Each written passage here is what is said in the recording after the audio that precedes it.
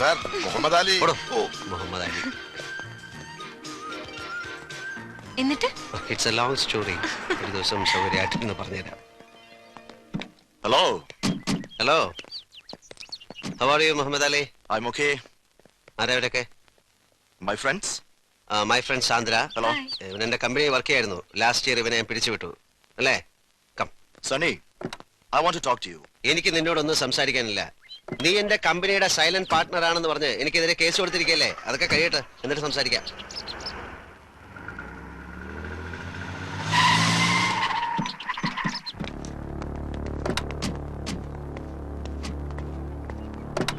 അങ്ങനെ അങ്ങ് പോവാൻ വരട്ടെ. എനിക്ക് പറയാനുള്ളത് കേട്ടിട്ട് പോയാ മതി. എനിക്ക് നിന്നോടൊന്നും സംസാരിക്കാനില്ലെന്ന് പറഞ്ഞില്ലേ? എന്താ മുഹമ്മദ് അലി ചെയ്ത തെറ്റ്? 4 വർഷം കമ്പനി ജോലി ചെയ്തിട്ട് വെറുതെ അങ്ങ് ഇറക്കി വിട്ടാ പോകാൻ പറ്റുമോ? തനിക്കിതൊക്കെ അറിഞ്ഞിട്ട് എന്താ കാര്യം? നിർബന്ധമാണെങ്കിൽ പറയാം. ഞാനേ ഇവനെ എന്റെ ഒരു ബ്രദറിനെ പോലെ കൊണ്ടു നടന്നാണ്. ഓക്കെ, കഴിഞ്ഞ വർഷം വരെ എന്റെ ബിസിനസ്സുകളിൽ ഏറ്റവും പ്രോഫിറ്റ് കിട്ടിയിരുന്നത് എന്റെ കൺസ്ട്രക്ഷൻ കമ്പനിയിൽ നിന്നാണ്. കഴിഞ്ഞ 1 വർഷമായി ഞാൻ കൊടുക്കുന്ന ടെൻഡറുകളിൽ നിന്ന് 5000 10,000 കുറച്ച് ഒരു ചൈനീസ് കമ്പനി പിടിക്കുന്നു. ഞാൻ കൊടുക്കുന്ന ടെൻഡറുകൾ ഇത്ര കൃത്യമായിട്ട് ആ ചൈനീസ് കമ്പനി എങ്ങനെ അറിയുന്നു? എന്റെ കമ്പനീസിലെ എംപ്ലോയീസിനെ മുഴുവൻ ഞാൻ ഷഫിൾ ചെയ്തു. എന്നിട്ട് ഞാൻ ഈ മുഹമ്മദ് അലിയെ സംശയിച്ചില്ല. അവസാനം സിംഗപ്പൂർ ഗവൺമെന്റ് സീ സൈറ്റിൽ പണിയാൻ പോകുന്ന ഒരു 5 സ്റ്റാർ ഹോട്ടലിന്റെ കോൺട്രാക്ട് കോട്ട് ചെയ്തപ്പോൾ മുതൽ ഞാൻ ഇവന്റെ മേലൊരു കണ്ണുടക്കി വെച്ചു. എന്റെ നിഴൽ പോലെ പറ്റി നടന്ന ഇവൻ നക്കാപ്പിച്ച കാശിന് വേണ്ടി ഒരു ചൈനക്കാരൻ എന്നെ ഒറ്റുകൊടുക്കുകയായിരുന്നു. പക്ഷെ കർത്താവ് എന്റെ കൂടെ ആയിരുന്നു. ഗവൺമെന്റ് ആ പ്രോജക്ട് മാറ്റിവെച്ചു. പുതിയ ടെൻഡർ നോട്ട് ക്ഷണിച്ചു. അതുകൂടെ ചോർത്തി കൊടുത്ത് എന്റെ കുതികാല് വെട്ടാൻ ഞാൻ ഇവനെ സമ്മതിച്ചില്ല. ഞാൻ ഇവനെ പറഞ്ഞു വിട്ടു. ഓക്കെ, അതാണ് കാരണം. Come come Chandra.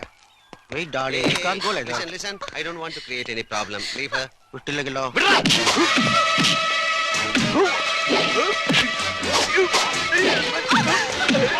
Come, Sandra. Muhammad Ali, please. ഞങ്ങൾക്ക് വെറുതെ വഴക്കുണ്ടാക്കാൻ സമയമില്ല, please.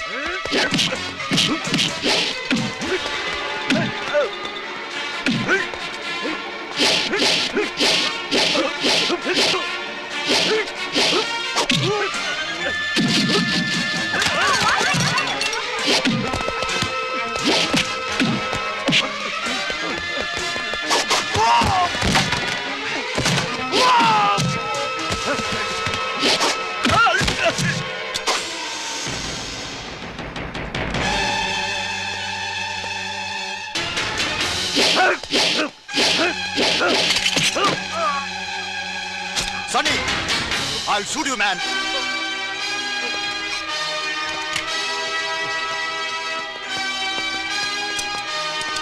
Okay, come on. Shoot me. Shoot me, Muhammad Ali. Shoot me. Come on, you cannot shoot me.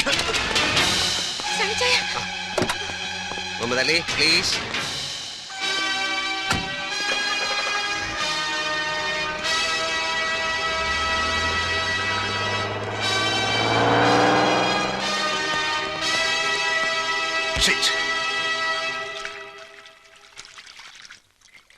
സണ്ണിച്ചായന്റെ ഇത്തരം ഒരു ഹീറോയിസം ഇന്ന് ഈവനിങ്ങിലാണ് ഞാൻ കാണുന്നത്. നീ എന്റെ കുറച്ച് ഭാഗങ്ങളെ കണ്ടിട്ടുള്ളൂ. ഛീ. ഓക്കെ, ഞാൻ വേണമെങ്കിൽ എന്നെ കുറിച്ച് പറയാം. ഓക്കെ, എന്റെ ചെറുപ്പം മുതൽ തുടങ്ങാം. ഞാൻ 4 സ്കൂളുകളിലായിട്ടാണ് എന്റെ ഹൈസ്കൂൾ വിദ്യാഭ്യാസം പൂർത്തിയാക്കിയത്. 4ാം ക്ലാസ് വരെ ഞാൻ കോട്ടയം മൗണ്ട് കാർമലിൽ പഠിച്ചു. ചാച്ചൻ എനിക്ക് വാങ്ങിച്ചെന്ന ഒരു മൗത്ത് ഓർഗൻ അവിടുത്തെ റെഡ്ഡിയാർ ചെറുക്കൻ പൊട്ടിച്ചളഞ്ഞു. അവന്റെ മൂക്കിനിട്ട് ഞാൻ ഇടിച്ചു. അതാണ് എന്റെ ഫസ്റ്റ് ഇടി. 10 മിനിറ്റ് നേരം അവന്റെ മൂക്കിൽ നിന്ന് ബ്ലഡ് പമ്പ് ചെയ്തു. നീ നരി എന്റെ കണ്ണിൽ നിന്ന് വെള്ളം വരുന്നു. ആ ഇടിയോടുകൂടി ഞാൻ നേരെ ചങ്ങനാശ്ശേരി സേക്രഡ് ഹാർട്ട് സ്കൂളിലേക്ക് ചെന്ന് വീണു. 4 3 7 3 വർഷത്തിനുള്ളിൽ ഒരു 10-18 ഇടി, 5-8 സസ്പെൻഷൻ. ഒടുവിൽ അവിടെ നിന്ന് ഔട്ട്. എനിക്കിട്ടടിച്ച ഒരു കന്യാസ്ത്രീയെ ഞാൻ തിരിച്ചടിച്ചു. അവിടെ നേരെ പാല സർക്കാർ വക സ്കൂളിൽ അവിടെ ഒരു ക്ലോക്ക് ഉണ്ടായിരുന്നു. ഓടത്തേ ഇല്ല. അപ്പൊ അത് ആവശ്യമില്ല എന്തിനാ അവിടെ ഇരിക്കുന്നെന്ന് കരുതി ഞാനത് എറിഞ്ഞു പൊട്ടിച്ചു. ചാച്ചൻ വേറെ ക്ലോക്ക് വാങ്ങിച്ചു കൊടുത്തു. You want a drink? No thanks. അവിടുന്ന് നേരെ ഞാൻ കുറുമ്പനാടം സെയിന്റ് പീറ്റേഴ്സ് സ്കൂൾ. അവിടെ വെച്ച് 3-4 ഗുരുതരമായ കേസുകൾക്ക് എന്നെ പിടിച്ചു. എന്താണെന്ന് പറയുന്നില്ല, വളരെ വളരെ മോശമായ കേസുകളാണ്. പക്ഷെ ഏറ്റവും നന്നായി പഠിക്കുന്ന ഒരു പാവം കുട്ടി എന്ന നിലയിൽ അവരെന്നെ SSLC വരെ തുടരാൻ സമ്മതിച്ചു. അവസാനം റിസൾട്ട് വന്നപ്പോൾ ഏറ്റവും കൂടുതൽ മാർക്ക് വാങ്ങിച്ച് ഈ തെമ്മാടി പാസ്സായി. അവിടുന്ന് ചങ്ങനാശ്ശേരി SB കോളേജ്. അവിടുത്തെ കാര്യമൊന്നും പറയണ്ട. Without Sunny no college. അത്ര വിശേഷമായിരുന്നു. അപ്പൊ എന്റെ ചാച്ചനും അമ്മച്ചിക്കും 5 മക്കളാണ്. അതിലാണായിട്ട് ഞാനൊരുത്തൻ. സണ്ണിച്ചൻ പള്ളിയിൽ പോയിട്ട് വന്നോടി. ആ നല്ലൊരു ഈസ്റ്റർ ദിവസമായിട്ട് അവൻ മൂടി പൊതിച്ചടന്ന് ഉറക്കമാ. ഇന്നലെ മുതുപാതിരായ്ക്ക് അവനും പൈലിയും കൂടെ കയറി വന്നത്. നിന്നെ ചാച്ചൻ വിളിക്കുന്നു. വിളിച്ചായിരുന്നോ? പൈലിനി തുരിശടിക്കാൻ ആളെ കൊണ്ടുവരാന്ന് പറഞ്ഞിട്ട് മരിച്ചുപോയി. മരിച്ചുപോയോ? അയാളുടെ ഭാര്യയുടെ അമ്മായിയപ്പന്റെ അത് മതി. പമ്പ് സെറ്റ് നന്നാക്കാൻ ആളെ കൊണ്ടുവരാന്ന് പറഞ്ഞിട്ടോ? അത് വളമിട്ട ശേഷം ആളെ വിളിക്കാന്ന് വിചാരിച്ചു. അപ്പൊ അതും ചെയ്തില്ലേ? അല്ല, ഓരോന്നായിട്ട് ചെയ്തു തീർക്കാനുള്ള ശ്രമത്തിലാണ്. വരട്ടെ. ഈ വിവരം കെട്ടവനെയാണോ ഇതൊക്കെ ഏൽപ്പിക്കുന്നത്? നിന്റെ കുടുംബത്തിൽ പറഞ്ഞവനല്ലേ? ഇതിൽ കൂടുതൽ വിവരം എങ്ങനെ ഉണ്ടാവാ? അല്ലേടാ മോനെ? അമ്മച്ചി ഞാൻ പള്ളി പോവാ. ഒരു ഈസ്റ്റർ ദിവസം ഉള്ളതുകൊണ്ട് മക്കളെയും മരുമക്കളെയും എല്ലാം ഒരുമിച്ച് കാണാൻ പറ്റി. അടുത്ത ഈസ്റ്റർ ആകുമ്പോഴത്തേക്ക് മോളിക്കുട്ടി ചാച്ചന്റെ കസ്റ്റഡിയിൽ നിന്ന് പോവും ഇല്ലേ എൽസമ്മേ? പോടാ അവിടുന്ന്. എന്റെ കൂടെ ഇവിടെ താമസിക്കാൻ സൗകര്യമുള്ളവനെ ഞാൻ എന്റെ മോളെ കെട്ടിച്ചു കൊടുക്കും. അല്ലേടി? എന്റെ പിള്ളേരെ ഒന്ന് വേഗം ആവട്ടടി. 2 താറാവിനെയും കൊണ്ട് ഇരിക്കാൻ തുടങ്ങിയിട്ട് നേരം എത്രയായി? ബേബിച്ച, ടൗണിൽ നിന്ന് സാധനം വല്ലതും വാങ്ങണമെങ്കിൽ പറഞ്ഞോളൂ. ഈസ്റ്റർ സ്റ്റോക്ക് തീരും. ബേബിച്ചെന്റെ പൈസ വാങ്ങിച്ച് നീ സാധനം വാങ്ങിച്ച പോലെ തന്നെ. ആ കർത്താവിന്റെ കൃപ കൊണ്ട് അളിയന്മാര് 3 പേരും ലാവിഷ് പാർട്ടീസാ. കാശ് മുടക്കാൻ ഒരു ഒരു മണി. ഈസ്റ്ററോ പെരുന്നാളോ വന്നാ മതി, ഇവളുമാര് കെട്ടിയവന്മാരെയും പിള്ളേരെ എടുത്തോണ്ടെങ്കിൽ പോരും. ചാച്ചനെ അമ്മച്ചയും കാണാനെന്ന ഭാവത്തിൽ. പിന്നെ കോഴിയായി താറാവായി. പക്ഷേ ഓസിനാണ് കഴിക്കുന്നുള്ള കുറ്റബോധം അവർക്കില്ലല്ലോ. ആരാതളിയാ പെണ്ണ് കെട്ടുമ്പോ അളിയനും പഠിക്കും. എന്താടി സണ്ണിച്ചായ, പുല്ലംകുന്നലെ ടോമിച്ചൻ സൺഡേ സ്കൂളിന്റെ അവിടെ വെച്ച് മോളിക്കുട്ടിയുടെ കൈക്ക് കയറി പിടിച്ചു. ഒരു എഴുത്തും കൊടുത്തു. ആണോടി? എഴുത്തവിടെ? എഴുത്തു കൊടുക്കും. ഇത് അവരെ മനസ്സിലാക്കണം.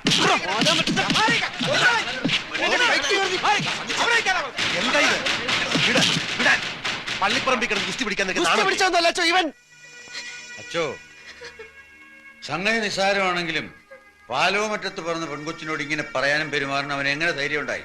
അത്രയ്ക്കൊന്നും ഉണ്ടായില്ലല്ലോ ടീച്ച. നിങ്ങളുടെ പെങ്കൊച്ചിനെ കല്യാണം കഴിക്കണമെന്ന് അവൻ ആഗ്രഹമുണ്ടെന്ന് പറഞ്ഞു. അത്രയല്ലേ ഉള്ളൂ. മതി. അച്ഛനറിയോ, അവന്റെ അപ്പനുണ്ടല്ലോ പാപ്പൻ, അവൻ ഇവിടെ വന്നാൽ ഈ കസേരമേൽ ഇരിക്കില്ല. പാലമറ്റത്ത് തിണ്ണയിലിരുന്ന് ഇവിടെ അടുക്കളയും മിച്ചം വരുന്ന കപ്പയും കഞ്ഞിയും കുടിച്ചാ ആ പുല്ലാങ്കുന്നുകാരി ഇത്രയും വളർന്നത്. ആ പാലോ മറ്റത്തെ പെങ്കൊച്ചിനോട് അനാവശ്യം എന്തെങ്കിലും പറഞ്ഞാൽ കുന്നാളെവണ ഞാൻ. പോട്ടെ സണ്ടിച്ച, അതിനി പറഞ്ഞു പെരുപ്പിച്ച് പുല്ലാങ്കുന്നേക്കാരായിട്ട് വെറുതെ ഒരു കശവിശ ഉണ്ടാക്കണ്ട. നിങ്ങൾ ചെക്കന്റെ അപ്പനാണെന്ന് പറഞ്ഞ് വെറുതെ തലേ ചൊറിഞ്ഞോണ്ടിരിക്കാതെ ചെന്ന് മാനമര്യാദയ്ക്ക് പെണ്ണിനെ കെട്ടിച്ചേരും ചോദിക്കേണ്ട മനുഷ്യ. നീ എന്റെ കയ്യിൽ നിന്ന് മേടിക്കും. കുരുത്തം കെട്ടപ്പം തൊന്തരം ഉണ്ടാക്കി വെച്ചിട്ട് അതിന് പുറകെ അപ്പം പോയി തൂങ്ങിക്കോളെ. അപ്പാ ഞാൻ അതിനൊന്നും കാണിച്ചും പറഞ്ഞൊന്നുമില്ല. ഇച്ചായം കാണിച്ച് തെറ്റ് തന്നെ. ഇനി അത് ഊതി പിടിപ്പിച്ച് വഴക്കം വെക്കണമെന്ന് ഉണ്ടാക്കണ്ട. ദേ പൊളച്ച, നീ നിന്റെ കാര്യം നോക്ക്. അവനൊരു പുണ്യാളച്ചൻ. പറഞ്ഞ പോലെ അളിയൻ എന്ത് തെറ്റിയതെന്ന് അപ്പനീ പറയുന്നേ? എടാ കുഞ്ഞുഞ്ഞെ, നീ ഇവിടെ വന്ന് ഇവിടെ കെട്ടിക്കൊണ്ട് പോയത് ഇങ്ങനെ കുസ്തി പിടിച്ചിട്ടാണോ? മാനം മര്യാദയ്ക്ക് വന്ന് പെണ്ണിനെ കണ്ടു, ഇഷ്ടപ്പെട്ട് കെട്ടിക്കൊണ്ടുപോയി. അപ്പൻ ചുമ്മാ പുക്കാറുണ്ടാക്കാതെ അവിടെ ചെന്ന് കല്യാണം നടത്താൻ സമ്മതമാണോ ചോദിക്കേ? പാപ്പച്ചൻ ഇതിന് എങ്ങനെ ധൈര്യം വന്നൊന്നാ എനിക്ക് മനസ്സിലാകാത്തത്. അല്ല, ടോമിച്ചൻ വന്നൊരു മോഹം പറഞ്ഞപ്പോ. മോഹങ്ങൾ തിരമാലകൾ പോലെയല്ലേ പാപ്പച്ച? ഒന്ന് തീരുമ്പോ മറ്റൊന്ന്. അതിന് പുറകെ വിവരമുള്ളവരിറങ്ങിത്തിരിക്കാന്ന് വെച്ചാൽ പാപ്പച്ചനൊരു കാര്യം ചെയ്യും. ഇങ്ങനെ ഒരു ആലോചനയുമായിട്ട് ഇവിടെ വന്ന കാര്യം നാട്ടുകാരറിയണ്ട.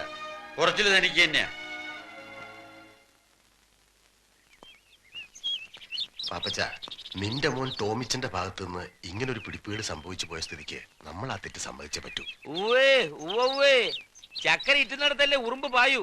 ഉല്ലാങ്കുന്ന പാപ്പച്ചന് ഇസ്പട് 7-ാം കൂലിയാണല്ലോ. എനിക്കും ഉണ്ട് അച്ചോ 2-3 പിള്ളേര്. അതുങ്ങളുടെ കല്യാണം ഈ പള്ളി വെച്ചാൽ നടത്തും. പാലോ മറ്റത്തെ മാടമ്പിപ്പിള്ളയെ കിട്ടുന്നതിനേക്കാൾ മുന്തിയെടുത്തുനിന്ന് കല്യാണത്തിന് അച്ഛനെ ഞാൻ വിളിക്കും. കെട്ടുകുർവാനയ്ക്കല്ല, മിന്നുകെട്ട് കാണാൻ. കെട്ടുകുർവാനയ്ക്ക് ഞാൻ മെത്രാപ്പോലിത്തയെ കൊണ്ടുവരും. കൂടെ തറവാട്ടി പറഞ്ഞ 10 അച്ഛന്മാരെയും. ഈശോമിശിഹായ്ക്ക് സ്തുതിയായിരിക്കട്ടെ. ഏലിക്കുട്ടിയുടെ കല്യാണത്തിന് ഇവിടുത്തെ ഡെപ്പോസിറ്റിൽ നിന്ന് കുറച്ച് പണം മറിച്ചു. പാപ്പനതറിയാം. കഴിഞ്ഞ ദിവസത്തെ സംസാരത്തിന് ശേഷം ഓരോരുത്തരായി പണം ചോദിക്കാൻ വരുന്നു. അതൊക്കെ വിറ്റോ തുലച്ചോ എങ്ങനെയെങ്കിലും കൊടുത്തു തീർക്കായിരുന്നു. പക്ഷേ അപ്പം മോളിക്കുട്ടിയുടെ മിന്നേട്ടിന് അപ്പൻ്റെ ഒന്നും ഉണ്ടാവില്ല. 3 പെൺകുട്ടികളെ മാന്യമായിട്ട് പറഞ്ഞയച്ചപ്പോ അപ്പൻ്റെ നടുവൊടിഞ്ഞു. ഞാനിപ്പോ എന്താ ചെയ്യണ്ടേ? ചിറയ്ക്കൽ അച്ഛൻ ഇന്നലെ ഒരു കാര്യം പറഞ്ഞു. അറിഞ്ഞു. 2 ലക്ഷം രൂപ ശ്രീധരൻ തരാൻ കട്ടപ്പനയിൽ ആരാണ്ട് തയ്യാറാണെന്ന്. ചാച്ചനും അച്ഛനും കൂടെ എല്ലാം തീരുമാനിച്ചുറപ്പിച്ചില്ലേ, പിന്നെ ഞാനെന്ത് പറയാം? ആര് പറഞ്ഞു ഉറപ്പിച്ചെന്ന്? അതൊക്കെ നീ ചെന്ന് കണ്ട് ഇഷ്ടപ്പെട്ടതിന് ശേഷം.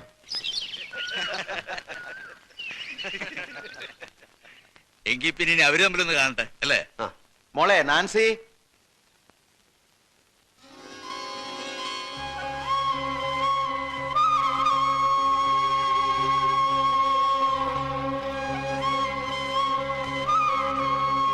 സണ്ണിച്ചു, പെണ്ണിന് വല്ല ചട്ടോ വിൽക്കോ മറ്റോണോ നോക്കിക്കോണം. പിന്നെ നാളെ ഞങ്ങൾ കൂടെ വന്നൊരു കുറ്റം പറഞ്ഞേക്കരുത്.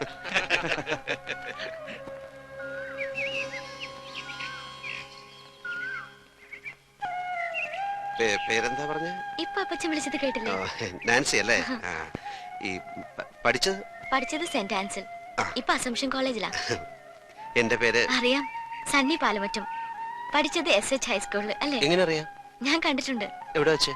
ഈ സമരത്തിന്റെ മുമ്പിലൊക്കെ ഞെളിഞ്ഞു നടക്കുന്ന കണ്ടിട്ടുണ്ട്. അതൊക്കെ നോക്കി നിന്നപ്പോ സിസ്റ്റേഴ്സിന്റെ നിറയെ തല്ലും കിട്ടിയിട്ടുണ്ട്. അത് ശരി. ഇത്രയും പേരുള്ള ജാഥയിൽ എന്റെ മുഖം മാത്രം ഓർക്കാൻ എന്തെങ്കിലും പ്രത്യേകത ഉണ്ടാവും. അത്രയ്ക്ക് മോശമാണ് എന്നെ? അയ്യോ അല്ല, നന്നായിട്ടുണ്ട്. ശരിക്കും നന്നായിട്ടുണ്ട്. സത്യമായിട്ടും ശരിക്കും ശരിക്കും നന്നായിട്ടുണ്ടോ?